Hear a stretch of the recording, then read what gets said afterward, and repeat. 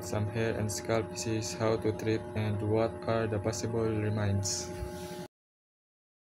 Dandruff is a common skin condition that affects the scalp, causing flaky skin, white or yellow flakes of the dead skin, itching and itchy irritated scalp, redness. Sometimes the scalp can become red and inflamed.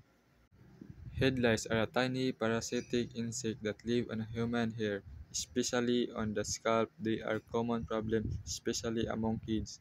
Symptoms: intense itching on the scalp, small red bumps or sores on the scalp, tiny moving dots on the scalp, the lice in themselves, neat eggs attached to the hair shaft.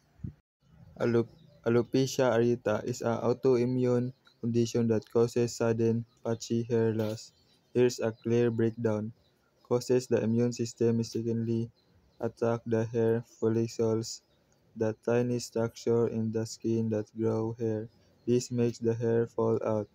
Appearance is usually show up as round or oval bald patches on the scalp, but it can affect the beard, eyebrows, eyelashes, or any body hair. Top 5 hair fall causes.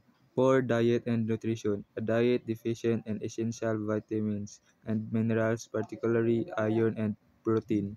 Weakness hair causing increased hair fall. Stress and anxiety.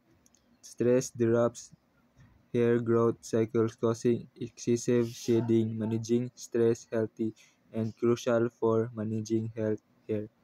Medical conditions. Conditions like alopecia areata, autoimmune disorders, and scalp infection causes hair loss.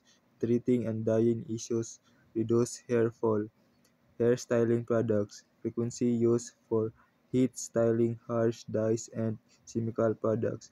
Damage hair leading to increased hair fall. Proper hair care.